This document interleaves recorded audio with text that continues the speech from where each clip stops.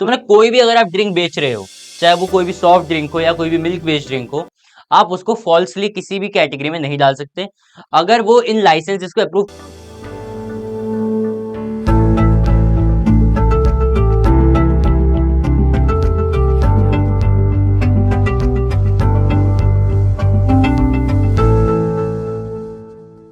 Hello students, welcome back to Pathshala classes. Myself Aditya and I'm back with the next lecture of current affairs series targeting CLAT and NLA 2025.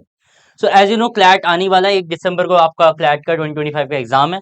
So अब हम March month को follow up करके आ चुके हैं in the month of April. So जल्दी से हम मंथ ऑफ अप्रैल मई जून जुलाई जल्दी से हम कवर करेंगे एंड जो रिसेंट मंथ्स हैं दैट इज सितंबर आपको उसके पहले के अगस्त, इन मंथ्स को हमारे जो सेपरेट टीचर्स हैं वो साथ ही साथ कॉन्सिक्यूटिवली इन टॉपिक्स को भी कवर कर रहे हैं, लेकिन हम सीरीज के फॉर्म में भी सारे टॉपिक्स कवर करेंगे. अप्रैल मंथ का सबसे इंपॉर्टेंट और पहला करंट अफेयर है FSSAI's advisory to e commerce platform. Recently FSSAI जो सुप्रीम ऑर्गेनाइजेशन है फूड सर्टिफिकेशन से रिगार्डिंग, उसने एडवाइजरी ओपिनियन दिया, एडवाइजरी नोट दिया है किसको, ई कॉमर्स प्लेटफॉर्म्स को. ई कॉमर्स प्लेटफॉर्म कौन से हैं, जैसे फॉर एग्जाम्पल आपके अमेजॉन, फ्लिपकार्ट या कोई भी ऐसा प्लेटफॉर्म जहां से ऑनलाइन सामान बेचा जा रहा है, ऑनलाइन मार्केटिंग हो रही है, उसे बोला जाता है ई कॉमर्स प्लेटफॉर्म्स. तो ऐसे प्लेटफॉर्म्स को किस से रिगार्डिंग गाइडलाइंस दी हैं, क्या गाइडलाइंस दी हैं, क्या उन्हें कॉशियस रहने को कहा है FSSAI ने, ये आज की वीडियो में हम देखेंगे. शुरू करते हैं. FSSAI issued an advisory to all e commerce food business operators. ये याद रखिएगा, फूड बिजनेस ऑपरेटर्स जो कॉमर्स किसका करते हैं, फूड प्रोडक्ट्स का. The FSSAI directed all e-commerce FBOs to ensure appropriate categorization of food products being sold on their website. कोई भी कंपनी अगर अपने वेबसाइट के थ्रू अपना फूड वेस्ट मटेरियल भेज रही है तो उसको प्रॉपरली कैटेगराइज करें. मतलब अगर कोई बेवरेज है तो उसको बेवरेज कैटेगरी में डालें, कोई अगर उसमें हेल्थ ड्रिंक है हेल्थ ड्रिंक की कैटेगरी डालें, कोई अगर नॉर्मल एनर्जी ड्रिंक या कोल्ड ड्रिंक कोई और टाइप की बेवरेज है तो उसे प्रॉपरली कैटेगराइज करें. सिमिलरली अगर कोई स्नैक्स है स्नैक्स की तरह कैटेगराइज करें, उसमें भी अगर कोई हेल्थ कैटेगरी में आता है तो उसे अलग कैटेगराइज करें, तो ताकि कोई फ्रॉडुलेंट क्लेम या वो मिस रिप्रेजेंट ना करे अपने product. This direction comes after food safety authority, FSSAI is the food safety authority of India, that e-commerce players are erroneously categorizing certain milk, cereals and malt based beverages as health drinks और energy drinks. तो काफी एक trend notice किया गया है कि milk से बने हुए बेवरेजेस, मॉल्ट बेस्ड बेवरेजेस को एनर्जी ड्रिंक की तरह दिखाया गया है काफी कंपनीज के वेबसाइट्स में while they are selling their products. तो इस गलत मिसरिप्रेजेंटेशन को अवॉइड करने के लिए नई गाइडलाइंस दी गई. What is the issue? The FSSAI observed that food items licensed as proprietary food मतलब the very main indulging food, उसे कहते हैं proprietary mission, जो मेन काम, under categories such as dairy based beverage mix, cereal based beverage mix, malt based beverage mix are being marketed on these platforms under labels. किन label के under इन्हें बेचा जा रहा है, हेल्थ ड्रिंक और एनर्जी ड्रिंक. तो फॉल्सली स्टेट किया जा रहा है इनकी कैटेगरी को. प्रोप्राइटरी फूड्स कैसे होते हैं? Proprietary foods are those food items that are not standardized under the Food Safety and Standards, Food Products Standards and Food Additives Regulation 2011. तो जिन फूड आइटम्स को स्टैंडर्डाइज नहीं किया गया under the law, which law, food safety and standards regulation 2011, उन्हें बोला जाता है proprietary foods. They are also no standardise मतलब सेम तरीके से नहीं बिकते all over India, all over the world. उनको डिफरेंट कस्टमाइजेबल होते हैं एंड अलग जगह अलग वेराइटीज से भी मिल सकते हैं. Under food safety and standards, health supplements, nutraceuticals, foods and special dietary issue, food for special medical purpose, functional food and novel food regulation 2016. तो इन दोनों ही लॉस के अंडर स्टैंडर्डाइज्ड प्रोडक्ट्स नहीं होते. The advisory stated that the term energy drink is only allowed for products. कौन से products? जो energy drink की category है वो सिर्फ किन प्रोडक्ट्स के लिए आप यूज कर सकते हैं, किसको क्लेम कर सकते हैं कि एनर्जी ड्रिंक है, which are either licensed under food category system FCS 14.1.4.1 and 14.1.4.2, मतलब either carbonated drinks और non carbonated drinks based on water. so सिर्फ ऐसी फूड को जहां लाइसेंस मिल रहा होता है FCS से उन्हीं को एनर्जी ड्रिंक कह सकते हैं. और स्टैंडर्डाइज अंडर सब रेगुलेशन 2.10.6 और food product standards and food additives regulation 2011, जो डील करता है किससे, कैफिनेटेड बेवरेजेस में कैफीन हो, तो या तो वो कार्बोनेटेड या non carbonated water based drink हो, या वो कैफीन बेस्ड ड्रिंक हो। इन ड्रिंक्स को आप एनर्जी ड्रिंक क्लेम कर सकते हैं कि इन्हीं से एनर्जी आती है। और किसी भी ड्रिंक, चाहे मिल्क बेस्ड हो, सीरियल बेस्ड हो, उसको आप एनर्जी ड्रिंक की कैटेगरी में नहीं डाल सकते। और हेल्थ ड्रिंक की कैटेगरी क्या है? The advisory further clarified that the term health drink is not defined under the food safety and standard act 2006, कि हेल्थ ड्रिंक कैटेगरी जो क्योंकि एक इमर्जिंग कैटेगरी है काफी, तो उसको प्रॉपर्ली डिफाइन नहीं किया गया है। Therefore, FSSAI had advised all e-commerce FBOs to promptly rectify this misclassification by removing or delinking such drinks or beverages from the category of health drinks or energy drinks. तो मतलब कोई भी अगर आप ड्रिंक बेच रहे हो, चाहे वो कोई भी सॉफ्ट ड्रिंक हो या कोई भी मिल्क बेस्ड ड्रिंक हो, आप उसको फॉल्सली किसी भी कैटेगरी में नहीं डाल सकते। अगर वो इन लाइसेंसेस को अप्रूव करता है हेल्थ ड्रिंक बनने के और एनर्जी ड्रिंक बनने के, तभी आप उस कैटेगरी में उसे डाल सकते हो।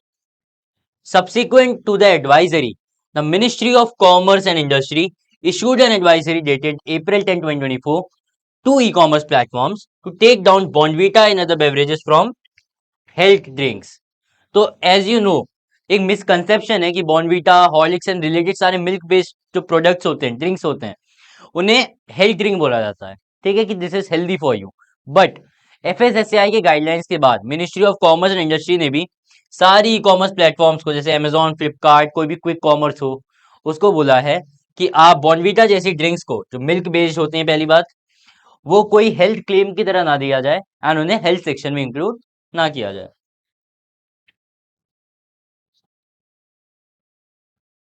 According to the advisory, National Commission for Protection of Child Rights (NCPCR), after its inquiry under Section 14 of Commission of Protection of Child Rights Act 2005, concluded that there is no health drink defined under FSSAI Act rules and regulations submitted by FSSAI and Mondelez India Food।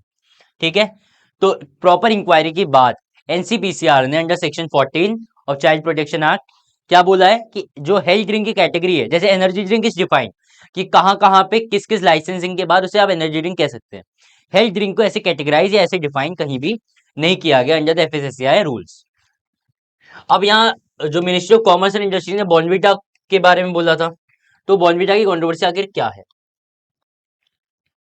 12 months ago, Bonvita faced controversy due to its high level of sugar content. And as you know, आज के दिन में world में sugar conscious काफी ज्यादा develop हो रहा है कि sugar is not healthy even for your child और even for an adult. Sugar को एज अ हेल्दी कॉम्पोनेंट नहीं माना जाता है।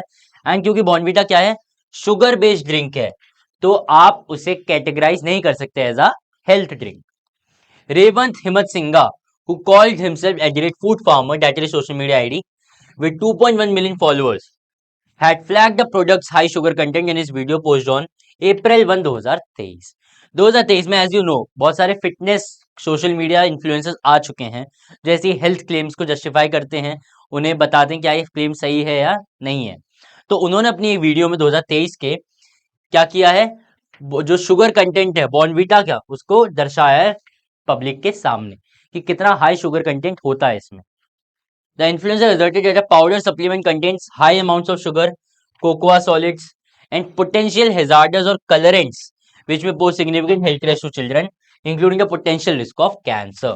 तो इन्होंने अपनी वीडियो में सब्सटैंशिएट किया था कि बॉर्नवीटा में हाई शुगर कंटेंट है, हाई कोको कंटेंट है, एंड ये किसी भी तरीके से हेल्दी नहीं है for the children. This drew the ire of Mondelez India, the company that owns Bonvita, and he had to delete the video following a legal notice from the company on April 13। तो अप्रैल 1 को इन्होंने video डाली थी और अप्रैल 13 को इन्हें legal notice के तौर पे, क्योंकि इनको अगेंस्ट लीगल नोटिस लिखा गया था बाय मॉन्डेलेस इंडिया जो पेरेंट कंपनी है बोनवीटा की, तो उन्हें ये हटाना पड़ा।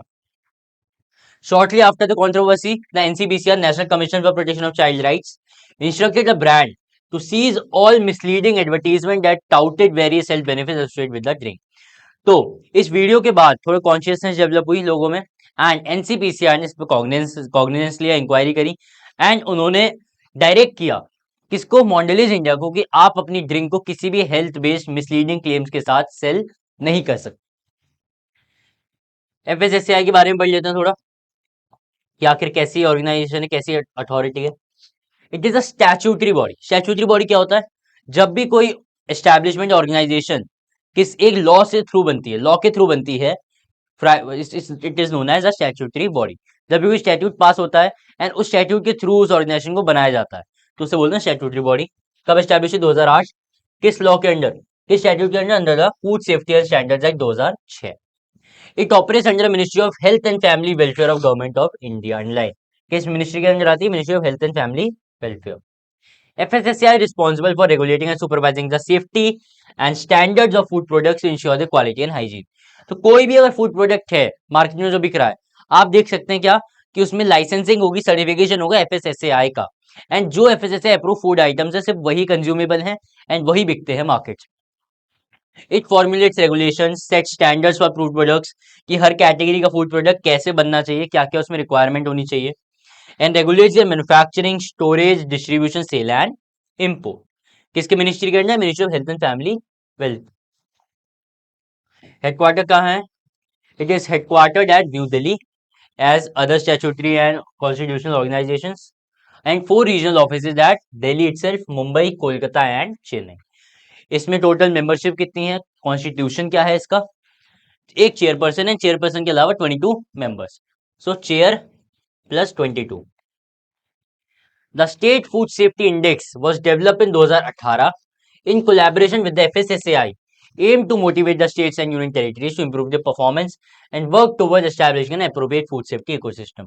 तो जैसे डिसेंट्रलाइजेशन होता है, central government, state government, local government, similarly जैसे इलेक्शन कमीशन ऑफ इंडिया और स्टेट इलेक्शन कमीशन, वैसे ही central agency FSSAI regarding food safety, and उसका एक स्टेट बॉडी भी बनाई गई एंड जो हर साल क्या निकालती है 2018 से, स्टेट फूड सेफ्टी इंडेक्स। ठीक है, तो थोड़ा डिसेंट्रलाइज काम दिखाया गया है FSSAI का। करेंट चेयरपर्सन कौन है? श्री अपूर्व चंद्रा। अपूर्व चंद्र जो है इसके करेंट चेयरपर्सन। तो आई होप आपको पूरी FSSAI की advisory guidelines regarding the categorisation clear हुआ हो एंड एग्जैक्टली FSSAI ऑर्गेनाइजेशन क्या है और क्या काम करती है। So that's all from today's video. In the next video, we will discuss the next lecture of the month of April.